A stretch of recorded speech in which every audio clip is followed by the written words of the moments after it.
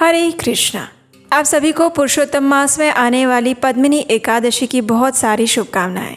भगवान श्री पुरुषोत्तम का मास है ये पुरुषोत्तम मास यानी अधिक मास, और उसमें आती है ये पद्मिनी एकादशी अत्यंत दुर्लभ, सुंदर, मंगलमय संयोग लेकर। और इसीलिए ये पद्मिनी एकादशी अति उत्तम और मंगलमयी बताई जाती है। ये ऐसी एकादशी तिथि है जिसका पालन करके भगवान श्री कृष्ण की शुद्ध भक्तिमय सेवा प्राप्त की जा सकती है, उनकी विशेष कृपा प्राप्त की जा सकती है और मनुष्य अपने परम आध्यात्मिक उच्च लक्ष्य को प्राप्त कर सकता है। तो चलिए इसी पद्मिनी एकादशी के उपलक्ष्य में हम उसी से जुड़ी हुई इस सुंदर पौराणिक कथा का श्रवण करते हैं। आइए आज की अधिक मास विशेष पद्मिनी एकादशी व्रत कथा का आरंभ करते हैं। आज की एकादशी कथा अत्यंत विशेष है। उसके दो कारण हैं। पहला ये कि यह एकादशी पुरुषोत्तम मास या अधिक मास में आती है, जो कि भगवान विष्णु का सबसे प्रिय मास है। एकादशी तो वैसे भी भगवान श्री हरि को अत्यंत प्रिय है, और उसमें भी जब वह पुरुषोत्तम मास में आए तो उसका महत्व और बढ़ जाता है। दूसरा कारण ये है कि अत्यंत मंगलमय ये एकादशी प्रत्येक वर्ष नहीं आती, परंतु हर 32 मास के बाद जो अधिक मास आता है उसी में आती है। इस प्रकार सभी एकादशी का फल प्रदान करने वाली इस अत्यंत पवित्र एकादशी की कथा का प्रारंभ करने के लिए हमारे कालचक्र को घुमाते हुए सीधे चलते हैं युधिष्ठिर महाराज के भवन में, जहाँ कमल नयन भगवान श्री कृष्ण और युधिष्ठिर महाराज के बीच संवाद हो रहा है।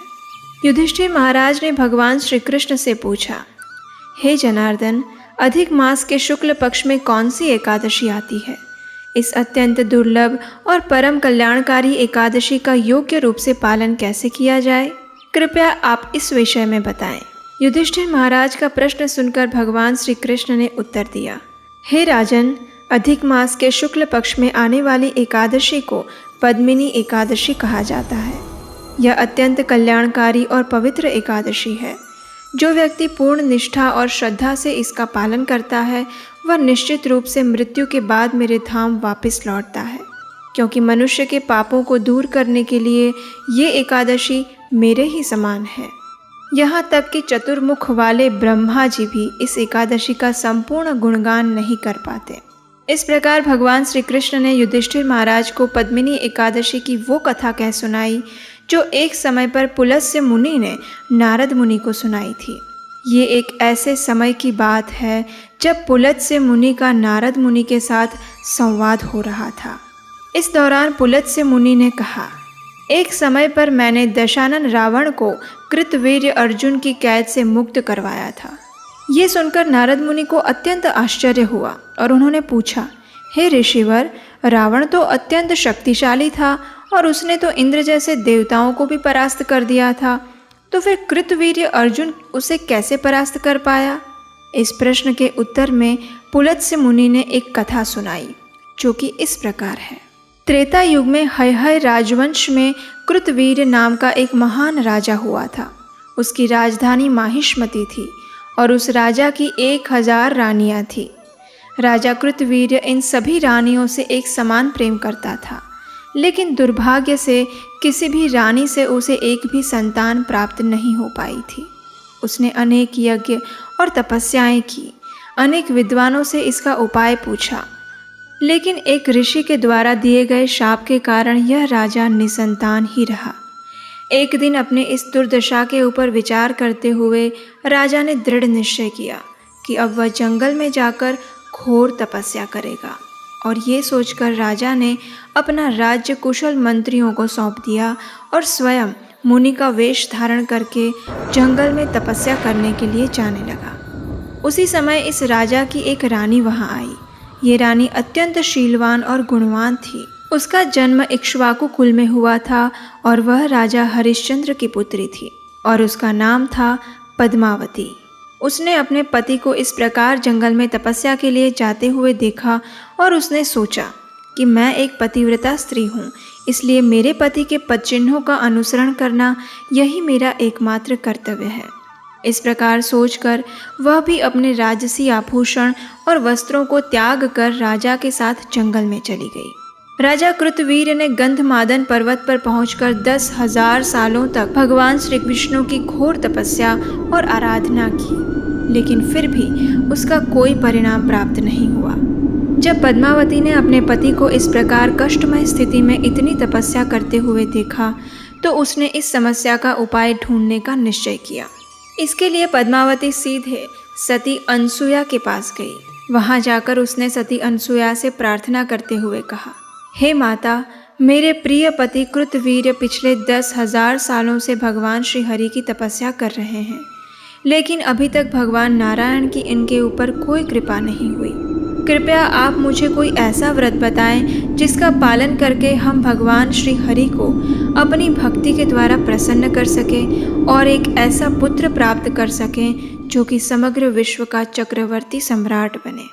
पद्मावती की व्यथा सुनकर महान ऋषि कर्दम मुनि की पुत्री सती अनसुया ने अधिक मास के शुक्ल पक्ष में आने वाली इस एकादशी के महात्म्य का वर्णन कह सुनाया और इसके साथ ही इस व्रत का पालन करने की विधि भी बताई। पद्मावती ने इन आदेशों का यथारूप पालन किया और इस एकादशी के दिन संपूर्ण निर्जल रहकर उसने पूरी रात जागरण किया और भगवान श्री हरि के पवित्र नाम का जाप और कीर्तन किया।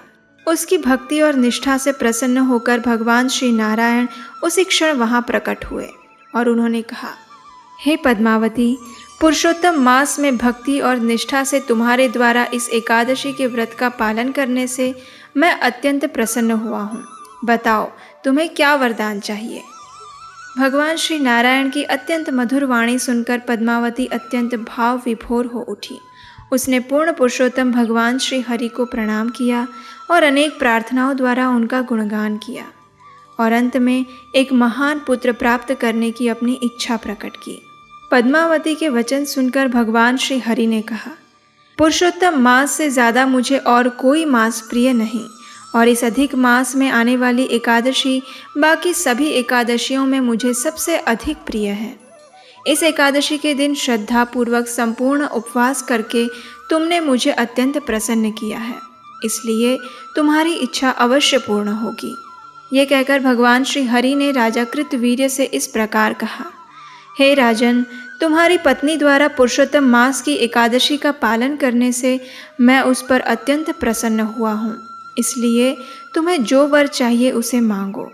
ये सुनकर राजा अत्यंत प्रसन्न हुआ और उसने भगवान से प्रार्थना करते हुए कहा, हे ब्रह्मांडपति, हे मधुसूदन, कृपया मुझे ऐसा वरदान दें कि मैं एक ऐसा पुत्र प्राप्त करूं जिसे कोई भी देवता, मनुष्य, असुर, दानव या अन्य जीव युद्ध में परास्त ना कर पाए, जिसे केवल आप ही परास्त करें।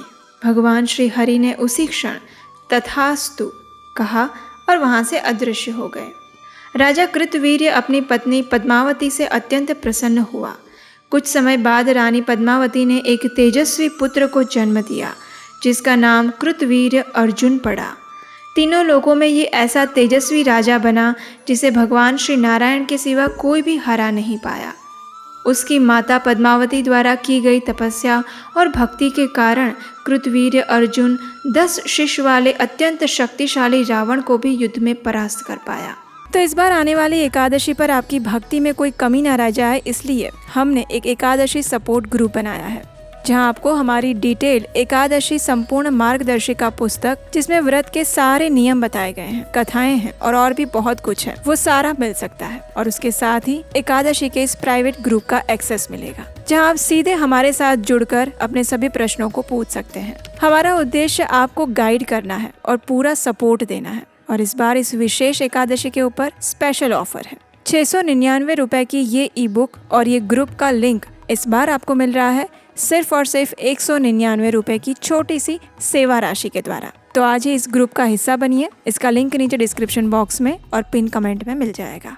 इस प्रकार पद्मिनी एकादशी की कथा समापन करते हुए भगवान श्री कृष्ण ने युधिष्ठिर महाराज से कहा, हे राजन, अब मैं आपको अत्यंत पवित्र इस पद्मिनी एकादशी का पालन करने की विधि बताता हूँ।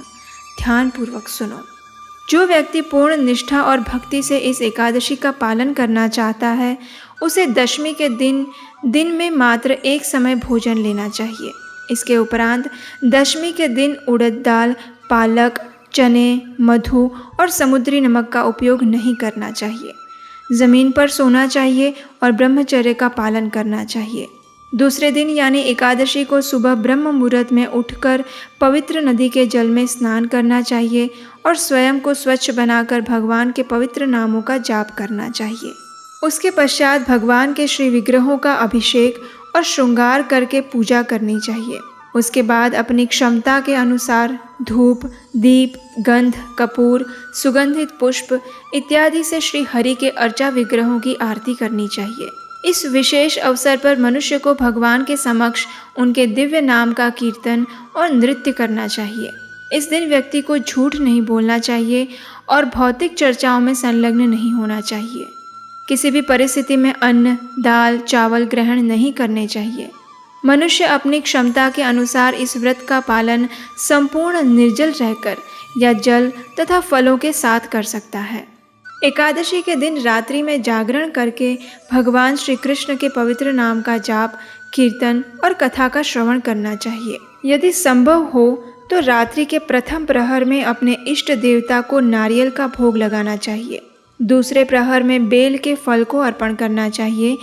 रात्रि के तीसरे प्रहर में संतरा या मौसम्बी का भोग लगा सकते हैं और चौथे प्रहर में जब रात्रि का अंत हो रहा हो तब सुपारी अर्पित करनी चाहिए। इस प्रकार जो व्यक्ति रात्रि के प्रथम प्रहर में जागरण करता है उसे अग्निष्टोम यज्ञ का फल प्राप्त होता है। जो व्यक्ति रात्रि के दूसरे प्रहर में भी जागरण करता है उसे वाजपेयी यज्ञ का फल प्राप्त होता है। तीसरे प्रहर में जागरण करने से अश्वमेघ यज्ञ का फल प्राप्त होता है और संपूर्ण रात्रि के दौरान जागरण करने से मनुष्य के इन सभी यज्ञों के फल प्राप्त होते हैं। लेकिन जागरण के दौरान भगवान के पवित्र नाम का जाप और कीर्तन करना अत्यंत आवश्यक है। इस प्रकार संपूर्ण रात्रि के दौरान जागरण के बाद मनुष्य को द्वादशी के दिन प्रातः काल में स्नान इत्यादि से शुद्ध होकर भगवान श्री हरि की पूजा अर्चना करनी चाहिए और सुपात्र ब्राह्मण को भोजन तथा भगवान केशव के विग्रह के साथ जल से भरे हुए पात्र का दान देना चाहिए। इस प्रकार पद्मिनी एकादशी का पालन करने से मनुष्य को इस भौतिक जगत में हर प्रकार के सुख की प्राप्ति होगी और मृत्यु के बाद आध्यात्मिक जगत की प्राप्ति होगी। यहाँ समझने वाली सबसे आवश्यक बात यह है कि सभी प्रकार की पूजा, विधि, यज्ञ, दान और तपस्या का फल केवल एक सरल मार्ग द्वारा प्राप्त किया जा सकता है और वो है भगवान के पवित्र महामंत्र हरे कृष्ण कृष्ण कृष्ण हरे हरे, हरे राम राम राम हरे हरे इसका जाप। अगर कोई मनुष्य आगे बताए गए दिशा निर्देशों का पालन नहीं कर पाता लेकिन इस एकादशी के दिन केवल अन्न का त्याग करके हरे कृष्ण महामंत्र का अधिक से अधिक मात्रा में जप करता है तो भी उसे इस एकादशी का संपूर्ण फल प्राप्त हो सकता है। तो चलिए आध्यात्मिक शक्ति प्रदान करने वाली और भगवान श्री कृष्ण को अत्यंत प्रिय ऐसी पद्मिनी एकादशी का निष्ठापूर्वक पालन करते हैं और स्वयं के शुद्धिकरण की यात्रा में अग्रसर होते हैं। और हाँ, अगर आप हमारे इस वैदिक ज्ञान के प्रचार कार्य की सराहना करते हैं और इस कार्य में अपना योगदान देना चाहते हैं तो स्क्रीन पर नंबर दिया गया है, वहाँ आप हमें आर्थिक रूप से अपनी सहायता भेजकर भी हमारा उत्साह बढ़ा सकते हैं।